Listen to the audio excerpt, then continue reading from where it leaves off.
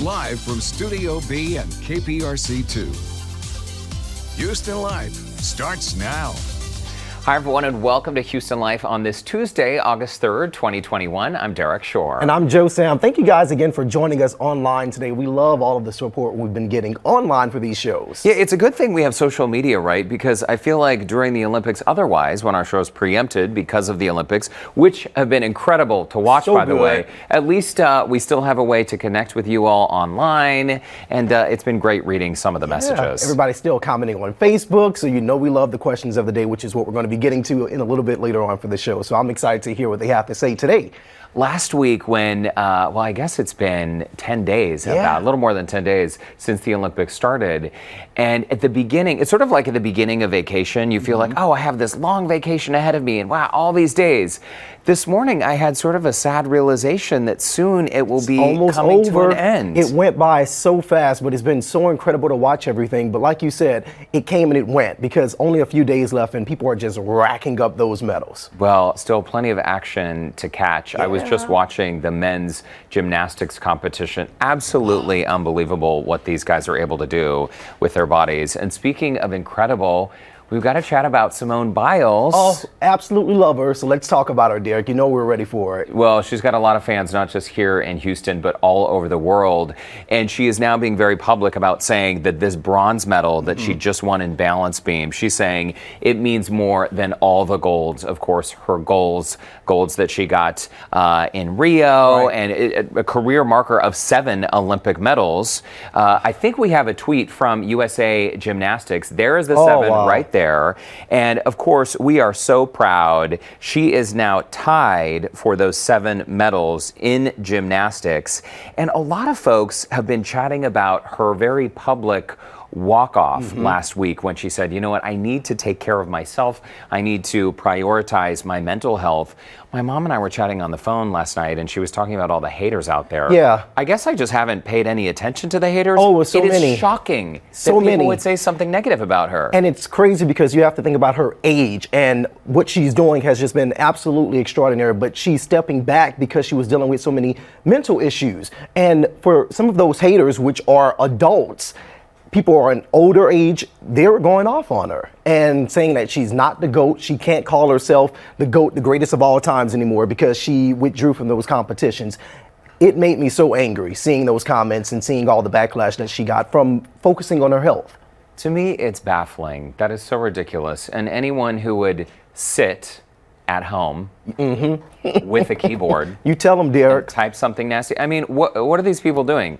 Sitting at home. I would like to see them. She is an Olympian. Right. I would like to see them do what she's been doing on the Olympic stage. Yeah. I really would. So this medal that she just received is now punch in the face to all the haters out there. There are always going to be haters. To me, I hope that she is able to really just enjoy this moment. And I know we're proud of her. Her team is proud of her. And I'm so glad to see her competing once again. We are all excited about that. And we're also excited about all of the kindness that has been spread throughout the Olympics. They may have haters on the internet, but we also see a lot of kindness that's happening at the Olympics, Derek. So there's an article that has been up right now, and we want to talk about this because it's so great that we see all of these people coming out and sharing love and support to all of these athletes. So this is the article right here. You can see it right now. We want to talk about that and some of the people who have been coming out. This surfer that we are going to be showing in just a bit, Kanoa Igarashi. He helped Brazilian Italo Ferreira. So when we talk about him, what he did was after he lost to Italo, he actually got up there during the press conference because he couldn't understand the question, and because he has extensive knowledge on Portuguese, he went up there and helped him. He got a lot of backlash before the competition from Brazilian trolls online, calling him racist. They gave him a lot of racist comments towards him. He still got up there and helped out his competitor. I think the image we're seeing right now is of these runners who went down and in a lovely act of kindness sort of helped each other along, and they finished together. Yeah, and picked each other up because they got tangled in that 800-meter relay, so they were able to pick each other up and finish together. So this was absolutely awesome too, because you don't see a lot of kindness like that in sports, especially because it's so competitive.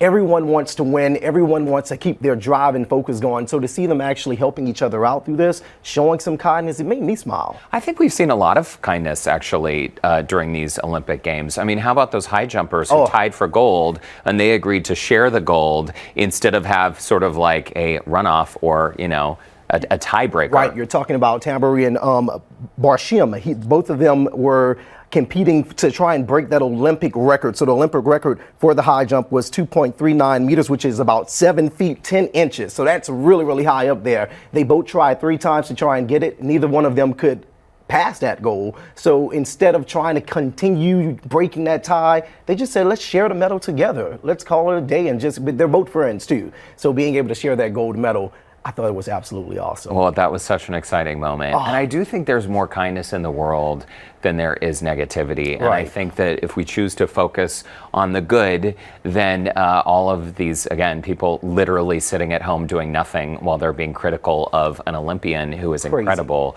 I think that we can just focus on the good and try to move on. You know, when I ran track in high school, I had dreams of being You ran track too, Derek? I didn't know that. Competitor. What? Oh yeah. What was your sport? What did you run? Well, I like to sprint. Okay. I'm quite fast. I usually was first.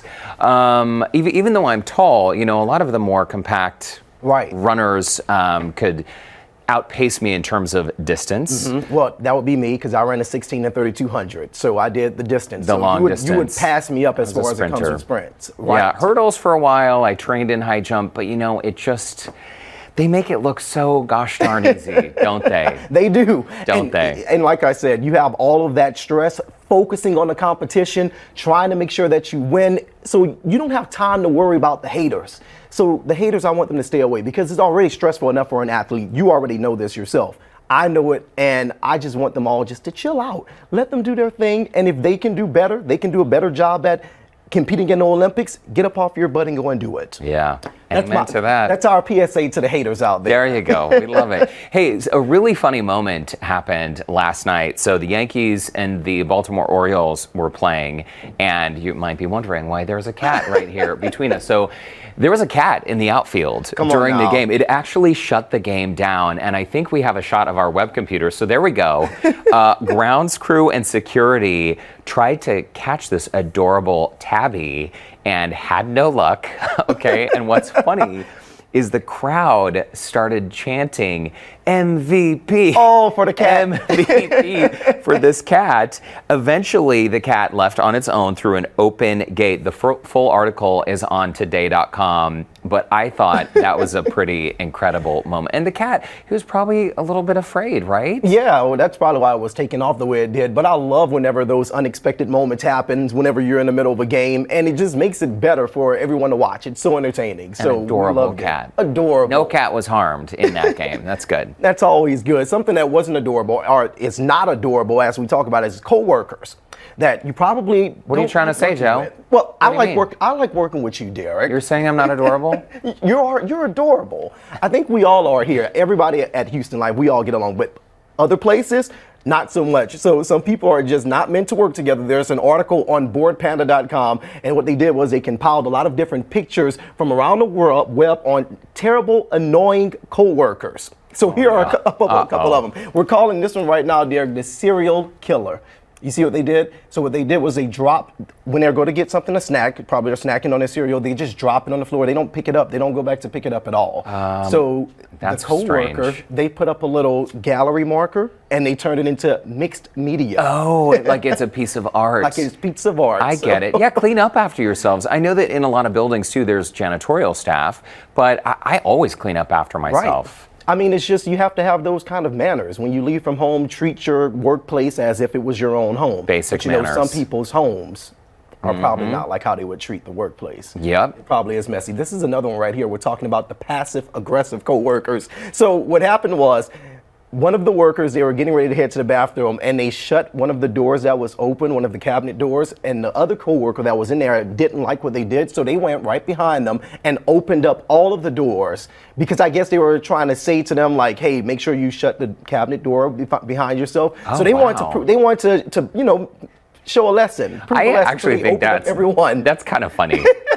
I think that's really kind of funny, actually. They came out of the bathroom and saw to see that. And here's the one that I cannot stand. So this is the smelly shoe coworker. So what they did was they would go into the break room, take off their smelly shoes, and then take a nap on a couch while the other employees are having lunch. So you would smell their smelly shoes in the middle of you trying to enjoy your lunch. I can't believe this is an actual photograph from someone's office. To me, that looks like someone's home. That's the break room. That's It's like the couch. They turned it into their own home. Make yourself at home, I guess. You know, we don't really have, I guess here at work, we don't really have a break room like that where you go in. I mean, we have common spaces in this building, but I would say in general, we're a pretty good bunch here at KPRC too. People are pretty respectful of one another. Right, I don't think anybody had did any of those disgusting things.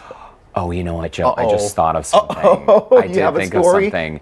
So when our show first premiered 5 years ago in August of 2016, my goodness, how things have changed. We were in the mall, right? Mm-hmm. And we had a lot of cooking segments on the show, right? And so when people come to do a cooking segment in a television studio or in a mall, it's not exactly like working in a kitchen, right? Right. We had this little sink area and people would just sort of like leave dishes there. Well, that's fine because like we're gonna help you out. If you come to do the show, we're gonna help you do your dishes and clean up. But we had several coworkers who would consistently leave their lunch dishes in that sink. And I was the one who ended up having to wash them every day. Well, nice of you to do that. But there sort of was no choice because people had to be able to prepare their cooking segment, and we didn't want to be like, hey, welcome to the show. Here's our dirty sink filled with other people's dishes. So I actually made a sign that said, your mama doesn't work here. Clean up your own dishes. That's the way to get them. Hopefully, did it get better? That's the question. No, because I think people who do that in the first place, they're just sort of like, whatever. Blind they to probably that. didn't even see your sign that you put up there. Well, good effort for you. That was nice of you cleaning up the dishes. I wouldn't have done it. Oh, okay. I would have found the person. What I would have done, I would have found the person who the dish belonged to. And you would have just said, I would have set it on their desk. Oh, yeah. And just let it sit there to see if they cleaned it themselves. I love that idea. There were no desks for us at the mall, though. That's another story. Okay. You know how sometimes these companies will lure employees or potential employees with these incredible benefits. So I have a lot of friends who work for tech companies, right? And you go on site and it's like, here's the gym and it's the size of, Montana. Here's the sleep space. Yeah, and here's your free catered lunch every day and here's childcare. Well, McDonald's is one of a handful of companies who now have announced they are actually offering childcare in order to lure workers. I think this makes total sense, and I think it is long overdue because how many times have you known a coworker to say, you know what, I don't have childcare today. I need to either bring my kid to work or I need to stay home. And I think that especially during COVID, a lot of companies are thinking maybe we should do things a little differently. I think it'd be great to have a daycare at work. Exactly. My friend, her name is Kristen Yule. She just has a 1-year-old, so she is really active. You know how 1-year-olds are. So she's moving around, and during COVID, she has to keep her home. So she works from home on a computer. She has to answer phone calls, talk to people, and she can't do it because Miss Brooklyn is in the background making all kinds of noise, singing, doing so much. So that's sweet. She would love if they had an actual child care or a daycare at her company to where she can bring Brooklyn to and just let her do her thing, let her waste her energy. So all day long, she's like half worker, half mom. So she's working 2 jobs at once. Wow. See, I think that's an incredible idea. And if your child needs, some TLC, has a meltdown, you can go check in for a few minutes. I think it's genius. I hope it's the future. I do too. Plus, too, I mean, and we should not just focus on moms because there are plenty of dads who are stay-at-home dads or single dads who they could benefit from that as well. Great idea. McDonald's, keep doing your thing. We love it. We got to do that here around KPRC too. We got to talk to someone about that, Joe. A little daycare in the corner. I love kids, so I would love to see them every day. You don't get any work done. Tell Aaron, Heather, Courtney, bring everybody on in. The more the merrier. Now, of course, we have to ask you guys. Question of the day, like I said before earlier in the show, it's my favorite time. We want to hear from you. What benefits or incentives do you think employees should offer? And if anyone has some good ideas, it is our viewers. We've already gotten a lot of comments on our Facebook page. A lot of people, no surprise, Joe, are suggesting shorter work weeks, but let's get to some of those comments right now. Lisa Parkin-Moore writes in, maybe offer the employees that have worked through the pandemic bonuses like they are hiring new hires, makes us feel unappreciated and overworked. Oh, that's interesting. That is interesting. Love that. And Carrie writes in, maternity and paternity leave. I love this right here. More vacation time, later start times to accommodate dropping kids off at school before work, because they don't accommodate that. So that's awesome. Yeah, great one, Carrie. Thanks for that. Susie writes in addition to full coverage insurance, PTO, which is paid time off, and flex time, pensions, and big bonuses. Ooh. Great motivation and loyalty. We love a big bonus.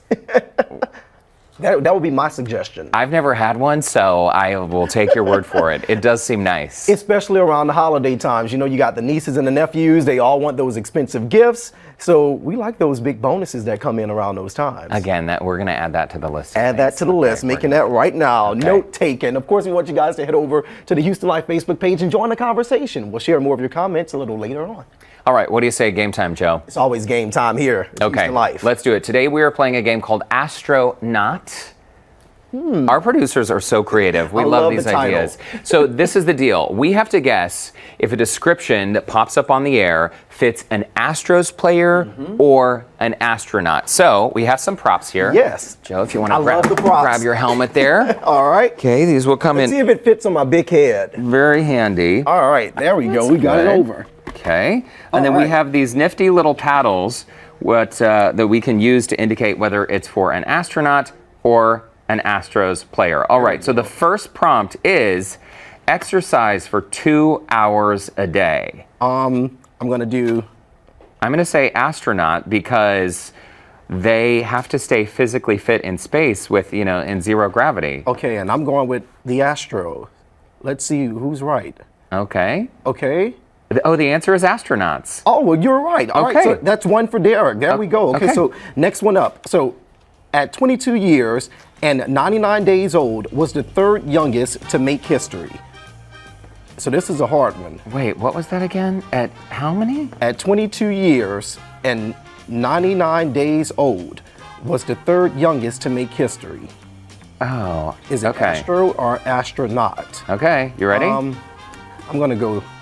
Okay, I'm gonna say astronaut, and I think this is the kid who, oh no, it's not the young guy who just flew in space. It is Yordan Alvarez, an Astros player. Okay, well, very nice. But we were probably thinking of the same thing, Joe. The young college kid who just flew into space with Jeff Bezos. There you go. A few weeks ago. All right. Okay, so Derek's still in the lead right now. All right, your turn up next. Okay, married to a supermodel and made $28 million. I don't think astronauts make that much money. Exactly. I'm gonna guess an astro. This is Justin Verlander, who is, of course, married to Kate Upton, Joe. Perfect. All right, we got that one in. Awesome. All right, so next one up, Derek. Took victory tour, visiting 25 countries in 38 days. Astronaut or astro? What do you think? I'm gonna go with astronaut. Okay, I'm gonna say the same thing because Astros players, they take victory tours all the time. Right. In the off season, they can travel. Answer is astronauts. Neil Armstrong, Buzz Aldrin, and Michael Collins. Oh, they did it all together. You know what? I knew that. I like this game. It's been a long time since history class. Okay, uses the word orbit daily. Okay, I think we got this one. This should be an easy one.